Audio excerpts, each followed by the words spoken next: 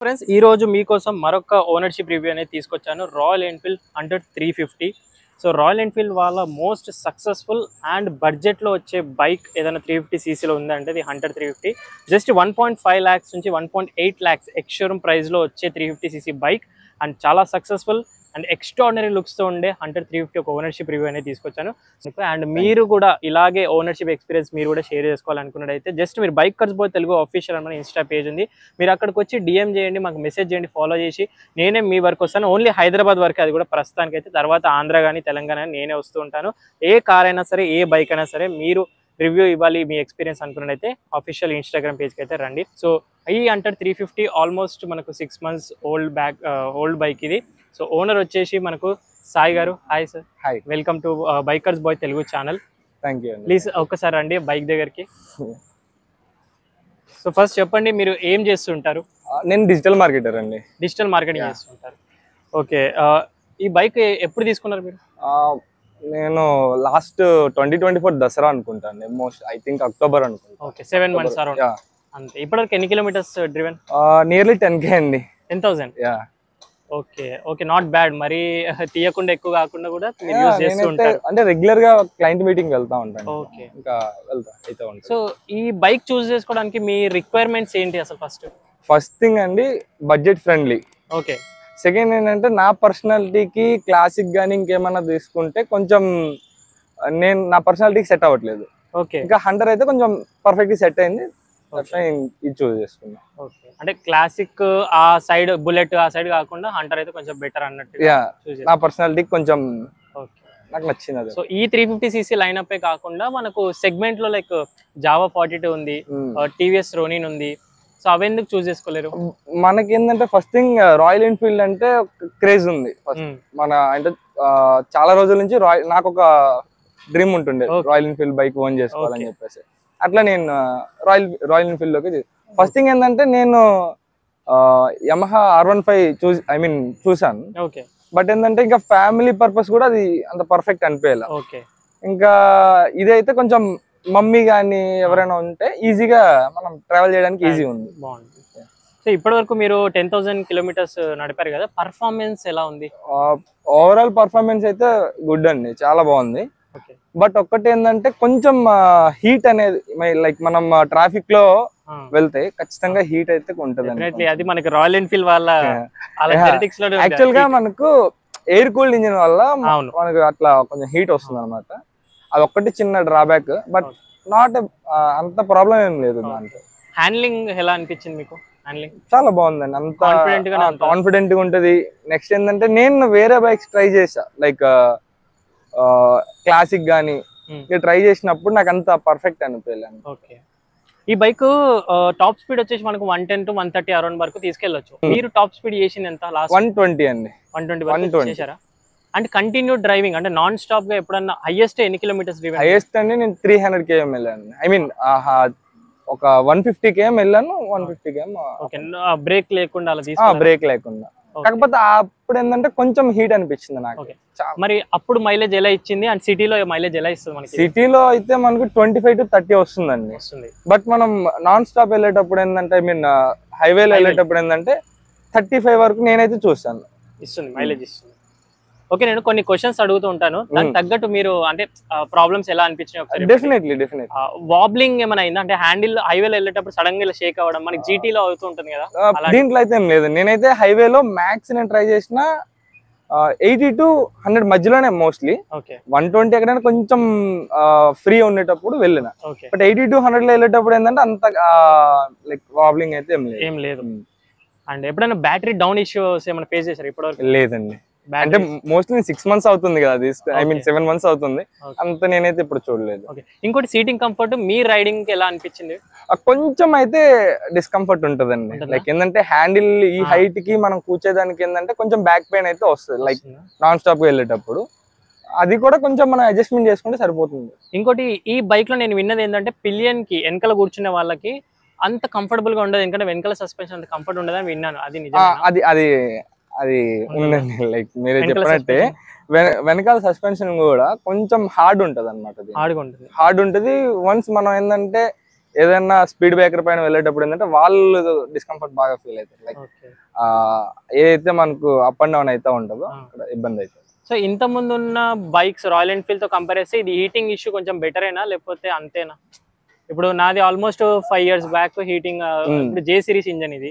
So heating ఎలా అనిపిస్తుంది మీకు? నాకు తెలిసి నేను మా ఫ్రెండ్ దగ్గర ఒకటి ఉంది, లైక్ 2018 మోడల్ 17 మోడల్ సంథింగ్ ఒకటి ఉంది క్లాసిక్. ఓకే, దానికి దీనికి పోలిస్తే మాత్రం కొంచెం హీట్ ఇదే తక్కువ. అదేంటంటే బాగా హీట్ ఎక్కువ అవుతుంది. కొంచెం టెక్నాలజీ అదంతా కూడా పెరిగింది.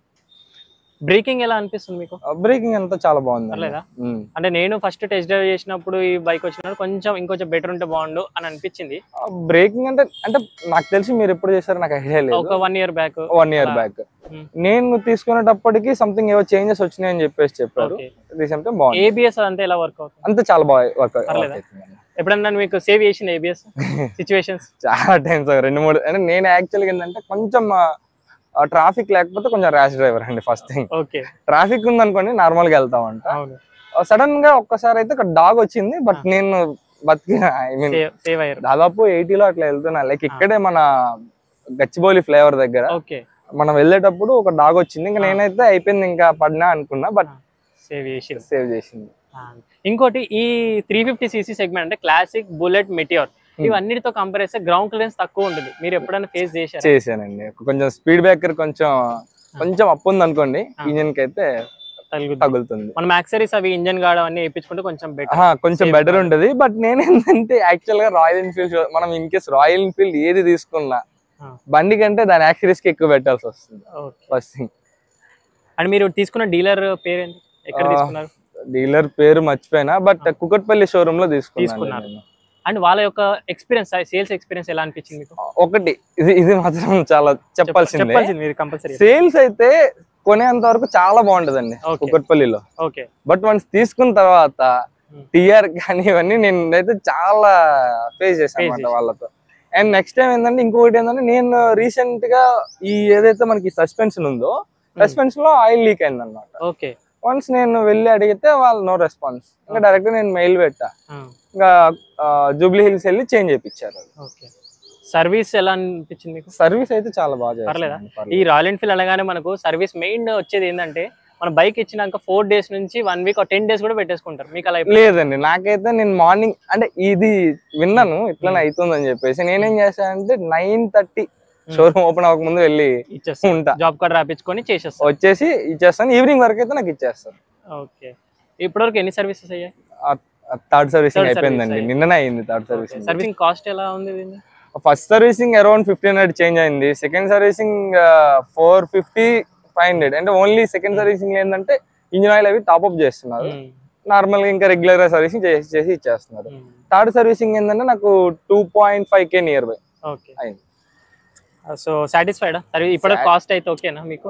బైక్ అయితే నాకు సాటిస్ఫైడ్ అండి. ఫస్ట్ థింగ్ సర్వీసింగ్ కాస్ట్ అంటే, సర్వీసింగ్ అంటే ఇంకా అది ఉండేది, ఎందుకంటే మనం నార్మల్ గా అయినా కానీ మన వాల్యూ, బైక్ వాల్యూ బట్టి ఆ సర్వీస్ కూడా ఉంటుంది నా ఫీలింగ్ అయితే. మీరు యూజ్ చేసిన ప్రీవియస్ బైక్ ఏది? నేను 2 బైక్లు యూజ్ చేశానండి. ఫస్ట్ వచ్చేసి హోండా షైన్ ఒకటి యూజ్ చేశాను, నెక్స్ట్ పల్సర్ 150 ఒకటి యూజ్ చేశానండి. దాంతో దీనికి షిఫ్ట్ అయిన తర్వాత ఎలా, ఏమన్నా చేంజెస్ ఎలా? చాలా ఉంటదండి. ఫస్ట్ థింగ్ నేను ఏంటంటే హోండా షైన్ ఎక్కువ వాడుతుండే, బట్ పల్సర్ 150 ఏంటంటే జస్ట్ నార్మల్ గా అప్పుడప్పుడు వాడుతుండే. షైన్ నుంచి దీనికి అప్గ్రేడ్ అయిన తర్వాత ఒకటి ఏంటంటే మనం అంటే అది వచ్చేసి నాకు తెలిసి 125cc సంథింగ్ ఉంటుంది, లైట్ వెయిట్ ఉంటుంది. ఇది వాడి మళ్ళీ దానికి వెళ్ళాలంటే అస్సలు అవ్వట్లేదు. లైక్ ఎట్లా అంటే మనం చిన్న ఎక్సలేటర్ ఇవ్వగానే ఇది మూవ్ అవుతుంది, బట్ షైన్ అట్లా కాదు. సేమ్ షైన్ ఇది తీసేటప్పుడు ఫస్ట్ లో నాకైతే కొంచెం ఇబ్బంది అవుతుండే, లైక్ ఇట్లా అనగానే మూవ్ అయిపోవడం అట్లా. సో మీరైతే ఇప్పటివరకు సాటిస్ఫైడ్ అయినా?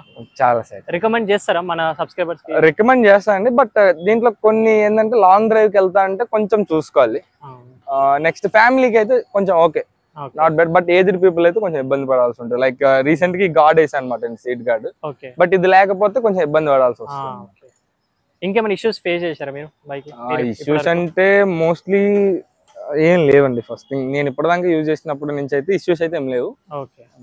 సో ఫైనల్ వీడియో క్లోజ్ చేసాం. లాస్ట్ క్వశ్చన్ వచ్చేసి, మీరు ఆన్ రోడ్ ఎంత పడింది అండ్ డౌన్ పేమెంట్ ఎంత కట్టారు, ఈఎంఐ ఎంత వస్తుంది మన సబ్స్క్రైబర్స్? ఫస్ట్ థింగ్ నేను ఆన్ రోడ్ వచ్చేసి నాకు 2.18K పడిందండి. ఓకే, 2,18,000 18,000 పడింది. నేనైతే ఫుల్ పేమెంట్ లో తీసుకున్నాను. బట్ నాకు కొంచెం డిస్కౌంట్ ఇచ్చారు, అట్లా అయిపోయింది అనమాట. Okay okay. సో ఇప్పుడు అయితే కొత్త మోడల్స్ వచ్చినాయి, అవి కూడా చాలా బాగున్నాయి. రీసెంట్ సర్వీస్ సెంటర్కి వెళ్ళేటప్పుడు చూసాను, అవి కూడా చాలా బాగుంది. ఏం డిఫరెన్స్ అబ్జర్వ్ చేశారు దాని మీద? డిఫరెన్స్ అంటే ఏం లేదండి. ఫస్ట్ థింగ్ ఇక్కడ ఒకటి వచ్చేసి ఇంకో చిన్న మీటర్ లెక్క వచ్చింది సంథింగ్, అదే ట్రిపుల్ నావిగేషన్ అనేసి ఇక్కడ కొత్త ఇక్కడ యాడ్ చేశారు, అదొకటి నావిగేషన్ వచ్చింది. బట్ దీనికి అప్పుడు నేను అడిగితే 7K చేంజ్ అవుతుందని చెప్పారు వేయడానికి. సరే లైటింగ్ దానికి మనం ఏం చేస్తాం, మనకి లొకేషన్స్ ఏమైనా కావాలంటే ఏదో పెట్టుకొని వెళ్దాం. నెక్స్ట్ ఏంటంటే హెడ్ ల్యాంప్స్ ఒకటి, హెడ్ లైట్ ఏదైతే ఉందో అది ఎల్ఈడి వచ్చింది, ఇది హాలోజన్ అనుకుంటా రీసెంట్ గా ఎల్ఈడి. అది మోస్ట్. ఇది హాలోజన్ ఓకేనా, మీ సాటిస్ఫైనా? కూడా పర్లేదు, నాట్ బ్యాడ్. పర్లేదు. సిటీ వర్క్ అయితే ఓకే, సిటీ వర్క్ అయితే ఓకే. కొంచెం లాంగ్ రైడ్ వెళ్ళేటప్పుడు ఏంటంటే కొంచెం అంత కనిపించదు okay light. Okay, so that's it. Thank you so much Sai garu, మీ ఎక్స్పీరియన్స్ ని షేర్ చేసుకున్నందుకు. అండ్ మీరు కూడా ఇలాగే ఓనర్షిప్ ఎక్స్పీరియన్స్ మీరు కూడా షేర్ చేసుకోవాలనుకున్నట్టయితే జస్ట్ మీరు bike cuts boy Telugu official అని ఇన్స్టా పేజ్ ఉంది, మీరు అక్కడికి వచ్చి డిఎం చేయండి, మాకు మెసేజ్ చేయండి, ఫాలో చేసి నేనే మీ వరకు వస్తాను. ఓన్లీ హైదరాబాద్ వరకు, అది కూడా ప్రస్తుతానికి అయితే. తర్వాత ఆంధ్ర కానీ తెలంగాణ కానీ నేనే వస్తూ ఉంటాను. ఏ కార్ అయినా సరే, ఏ బైక్ అయినా సరే, మీరు రివ్యూ ఇవ్వాలి మీ ఎక్స్పీరియన్స్ అనుకున్నట్టయితే ఆఫీషియల్ ఇన్స్టాగ్రామ్ పేజ్కి అయితే రండి. So thank you so much for watching. See in the next video. Bye. Take care. Mask వేసుకొని శానిటైజర్ రెగ్యులర్ యూస్ చేయండి, సోషల్ డిస్టెన్స్ పాటు. అండ్ రైడ్ చేసే వాళ్ళందరూ స్టాండర్డ్ హెల్మెట్స్ వేర్ చేయండి, అండ్ డ్రైవ్ చేసే వాళ్ళందరూ సీట్ బెల్ట్స్ వేర్ చేయండి. Signing off. నేను మీ బైకర్స్ బాయ్ సన్నీ.